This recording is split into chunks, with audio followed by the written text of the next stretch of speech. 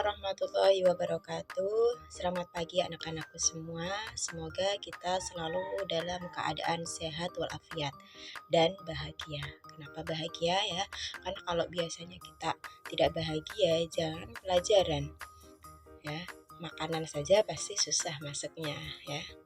Untuk itu, dalam keseharian kita diusahakan untuk sehat dan bahagia. Sebelum kita memulai pembelajaran, karena faham itu datangnya dari Allah, maka kita wajib berdoa terlebih dahulu. Berdoa mulai. Bismillahirrahmanirrahim. Rabbi zidni ilma warzuqni fahma, raditu billahi rabba wa bil islami dina wa bil muhammadin nabiyya wa rasula. Amin ya. Dengan berdoa semoga Allah memberikan kita kemudahan dalam mempelajari apa yang akan kita pelajari hari ini. Ya, sebelum kita mulai pembelajaran, maka akan kita absen hari ini. Siapa yang hari ini nggak masuk? Ya, 1, 2, 3, oke. Sepertinya nihil ya, semuanya masuk semua. Alhamdulillah, berarti semuanya sehat. Semuanya berkesempatan untuk mengikuti pembelajaran hari ini. Kalau pengalaman Bu Ita sendiri, anak Bu Ita nih kalau kan sekarang lagi usia PAUD, itu kalau nggak mau masuk sekolah biasanya dikasih ini, ditakut-takutin nanti kalau kamu nggak masuk sekolah nanti nggak dapat MBG-nya buat temennya gitu. Akhirnya dia mau masuk sekolah, berarti salah satu motivasi untuk sekolah itu MBG ya. Apa kalian juga seperti itu? Iya, oh iya. Sayangnya kalau nggak masuk sekolah nanti nggak dapat MBG. Oke, hari ini akan kita bahas adalah seni rupa 2 dimensi dan seni rupa 3 dimensi. Nih, jadi sebelum itu kita akan mencari tahu apa itu seni rupa ya. Seni rupa adalah salah satu cabang seni yang menghasilkan sebuah karya yang dapat dilihat oleh mata, disentuh dengan tangan. Itulah mengapa seni rupa biasanya terlihat lebih indah secara visual dan jarang juga memiliki tekstur unik. Ya, dan tak jarang memiliki tekstur unik yang dapat dirasakan dengan sentuhan. Jadi kalau kita lihat yang indah-indah ya, kita bisa menyentuhnya, kita suka akan keindahannya, itu bisa kita sebut dengan seni rupa. Kemudian seni rupa 2 dimensi. Ya, jadi seni rupa 2 dimensi itu apa? Yaitu karya seni rupa yang terbentuk dari unsur panjang dan lebar. Nama lain seni rupa 2 dimensi itu adalah seni rupa dwi matra, yang mana matra berarti dimensi. Karena dwi itu artinya 2 matra, 2 dimensi. Kemudian seni rupa 2 dimensi ini hanya bisa dinikmati atau dilihat dari depan saja. Kemudian tidak mempunyai ruang atau volume. Ini yang merupakan ciri utama seni rupa 2 dimensi. Tadi hanya ada unsur panjang dan lebar. Kemudian hanya bisa dilihat dari depan saja dan tidak mempunyai ruang atau volume. Contohnya yang pertama ada lukisan. Nih, gambar lukisan. Tahu ya lukisan? Siapa yang pernah lihat lukisan secara langsung? Di mana Farida melihat lukisan secara langsung? Oh, ketika melihat pameran seni rupa. Oh ya, bagus ya. Terus kalau seni rupa lukisan itu biasanya dibuat dengan memulaskan pigmen warna atau cat pada permukaan datar seperti kanvas, kertas, atau dinding menggunakan alat seperti kuas atau pisau palet. Ya, makanya tadi ya, seni rupa 2 dimensi itu kan hanya ada panjang kali lebar. Nah, termasuk seni lukisan ini juga. Dia hanya ada panjang kali lebar dan dilihat depan saja. Kalau lukisan dilihat dari belakang kan nggak kelihatan karena dia nempel ya. Kemudian contoh kedua ada kaligrafi. Ya, kalau kaligrafi semuanya pasti tahu ya. Kalau kita berkunjung di masjid-masjid itu pasti ada yang namanya kaligrafi. Siapa yang di rumahnya ada kaligrafinya? Ahmad punya kaligrafi. Buatan sendiri apa hasil beli ya? Hasil buatan sendiri apa dari beli? Oh, beli. Ya, nggak apa-apa. Besok kapan-kapan bikin ya Ahmad, dipajang sendiri di rumah. Kemudian ada seni grafis. Ya, seni grafis, cabang seni rupa dua dimensi yang proses pembuatannya itu mengandalkan teknik cetak manual atau digital untuk menggandakan karya sehingga bisa menghasilkan banyak salinan yang identik atau variasi dari karya aslinya dengan tujuan menyampaikan gagasan ide atau emosi seperti pada poster, stiker atau sablon ya. Jadi seni grafis itu contohnya ada di poster, stiker atau sablon ya. Itu namanya seni grafis karena dia mendesain, kemudian setelah didesain itu bisa dicetak. Nah, paham ya contoh-contoh dari seni rupa dua dimensi. Nah, kemudian yang kedua ada seni rupa tiga dimensi ya. Jadi kalau seni rupa dua dimensi itu tadi hanya ada panjang kali lebar, kemudian dilihat dari depan saja dan tidak memiliki ruang volume. Ini kebalikannya kalau tiga dimensi ya. Jadi seni rupa tiga dimensi ini adalah karya seni rupa yang itu punya unsur panjang, lebar, serta tinggi hingga membentuk volume. Nah, dengan demikian seni rupa tiga dimensi ini dapat dinikmati dari semua arah. Kalau tadi dua dimensi kan hanya satu arah, hanya dari depan. Kalau tiga dimensi itu bisa dari semua arah. Nama lain dari seni rupa tiga dimensi adalah seni rupa trimatra. Ya, itu nama lainnya. Contohnya apa saja seni rupa tiga dimensi ya? Yang pertama ada patung. Ya, patung tahu patung? Nah, patung, seni patung. Kemudian nih contohnya patung, lihat patung. Patung itu kan tidak hanya bisa dilihat dari depan tapi juga bisa lihat samping, bisa lihat dari sisi kanan, sisi kiri, depan, belakang. Nah, itu namanya dia punya volume. Nah, kemudian yang kedua ada seni kriya ya. Kriya ini adalah cabang seni yang dimana dia itu berfokus pada pembuatan kerajinan tangan. Dia itu punya seni estetika tinggi. Contohnya seperti apa? Kayak teko dari keramik ya, cangkir dari keramik. Nah, seperti itu. Kalau yang biasa yang ibu kalian punya di rumah tuh piring keramik. Terus yang dari tanah liat itu ada cobek yang biasa dipakai di rumah. Nah, itu masuknya ke dalam seni kriya. Itu kan bisa kita lihat, kita putar-putar kan. Makanya itu dinamakan seni rupa tiga dimensi. Kemudian yang ketiga ada seni arsitektur ya. Tahu kan arsitektur? Ya, arsitektur itu adalah di mana ilmu dan seni merancang serta membangun struktur atau bangunan. Ya, ini menggabungkan fungsi, kegunaan, keindahan, dan kekuatan teknis.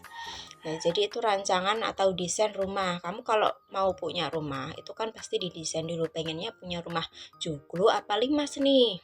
Pengennya desainnya seperti apa? Nah, itu arsitektur. Kamarnya di mana? Kamarnya berapa? Kamar mandinya di mana? Dapurnya di mana? Nah, namanya itu adalah seni arsitektur. Kemudian yang keempat ada seni lingkungan. Nah, seni lingkungan itu contohnya seperti ada Kampung Bambu, terus ada Taman Impian Jaya Ancol. Kalau di Semarang itu namanya Dusun Semilir ya, Kak. Siapa yang pernah ke sana? Semarang Dusun Semilir. Ya, Fajar pernah, Fajar. Benar, Fajar. Di sana ada apa saja, Fajar? Oh ya, di sana ada desain di mana bangunannya itu dari bambu-bambu, dari rotan juga. Nah, itu masuknya ke cabang seni lingkungan. Jadi seninya itu memanfaatkan alam atau memanfaatkan apa yang disediakan alam. Indah ya, bagus ya. Spot fotonya juga banyak. Kemudian kalau tadi berdasarkan bentuknya itu ada seni rupa 2 dimensi dan 3 dimensi, sekarang berdasarkan fungsinya, yaitu fungsi. Kalau fungsi itu ada dua, yaitu seni rupa murni dan seni rupa terapan. Yang pertama ada seni rupa murni. Nah, seni rupa murni ini biasanya diciptakan semata-mata untuk dinikmati keindahannya dan tidak memiliki fungsi praktis. Ya, jadi seni rupa murni ini bertujuan memenuhi kebutuhan ekspresi keindahan atau estetika. Jadi dia fungsinya itu adalah untuk dilihat indahnya saja. Untuk hiasan misalnya ya. Ya, untuk memperindah untuk hiasannya saja. Contohnya adalah lukisan, patung, fotografi itu dinikmati nilai estetisnya atau nilai keindahannya. Biasanya kan kalau lukisan kita pasang di dinding. Nah, lukisan kita pasang di dinding itu kan biar dindingnya terlihat lebih indah, ada hiasannya. Nah, seperti itu. Seni rupa murni. Kemudian berbeda dengan seni rupa terapan. Kalau seni rupa terapan ini selain bisa dinikmati keindahannya, dia juga bisa memenuhi kebutuhan. Nah, contohnya seperti apa ya? Contohnya seperti kriya atau keramik tadi di rumah ibunya yang punya piring. Itu kan selain indah piringnya, tetapi juga bisa kita manfaatkan untuk makan. Kemudian gelas kita manfaatkan untuk minum. Kemudian selain itu ada karya seni kursi. Kursi bisa kita manfaatkan untuk duduk ya. Itu namanya seni rupa terapan. Jadi selain indahnya, kita juga bisa memanfaatkannya untuk kehidupan sehari-hari. Nah, dari materi yang sudah Bu Ita jelaskan, apa ada pertanyaan? Sepertinya sebenarnya paham ya, sudah besar-besar, sudah bisa ilmu nalarnya itu sudah ahli, sudah bisa memprediksi. Untuk menguji pemahaman ya, kita akan melihat gambar dan akan memberikan penilaian benar atau salah pada pernyataan di gambar tersebut. Nah, yang pertama, ada gambar almari. Dalam pernyataan tersebut, almari itu dinyatakan sebagai seni rupa 3 dimensi terapan. Apakah benar atau salah? Siapa yang menjawab benar, acungkan tangan. Siapa yang menjawab salah, acungkan tangan. 2 yang di pojokan, kenapa tidak mengacungkan tangan? Tidak mandi ya kamu ya? Aku mandi. Kenapa tidak mengacungkan tangan? Takut salah.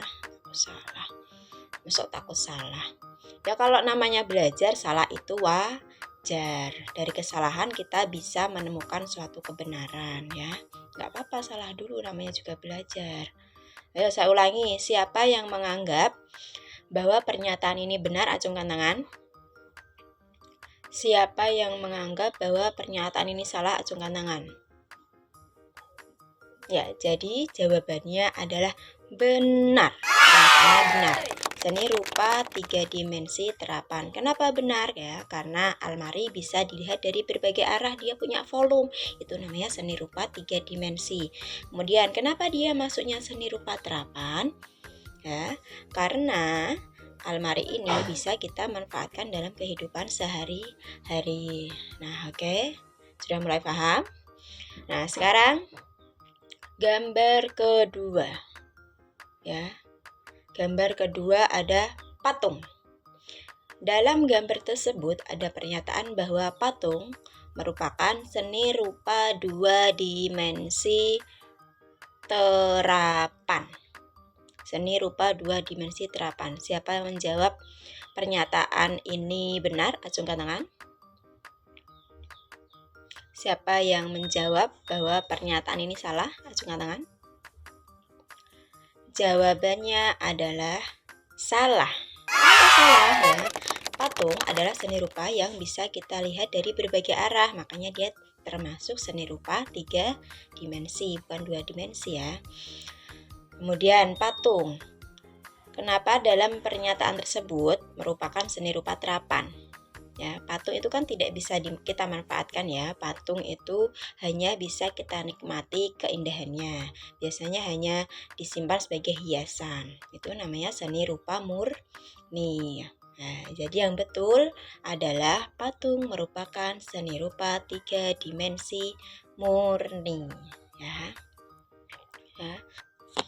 Ya, alhamdulillah karena semuanya sudah paham, berarti sudah siap menerima tugas ya. Jadi untuk tugas minggu depan, silahkan siswa-siswi untuk dapat membuat seni rupa 3 dimensi terapan. Apa berarti artinya? Ya, seni rupa yang bisa dilihat dari segala arah dan bisa dimanfaatkan. Contohnya yang ringan-ringan saja ya, seperti tempat spidol, tempat pulpen, tempat tisu, atau mungkin ada yang mau buat sapu, terserah ya. Yang penting intinya seni rupa 3 dimensi terapan, nanti bisa dikumpulkan minggu depan. Baik, untuk mengakhiri perjumpaan kita hari ini, mari baca hamdalah bersama-sama. Alhamdulillahirobbilalamin. Semoga apa yang sudah kita pelajari hari ini itu bermanfaat. Jangan pernah takut mencoba, jangan pernah takut gagal sebelum mencoba. Saya nggak bisa buat Bu, saya nggak bisa buat ini Bu. Ya sekarang kan sudah banyak sekali video tutorial. Bahannya juga nggak harus bahan yang mahal-mahal, yang murah-murah saja buat tugas minggu depan ya.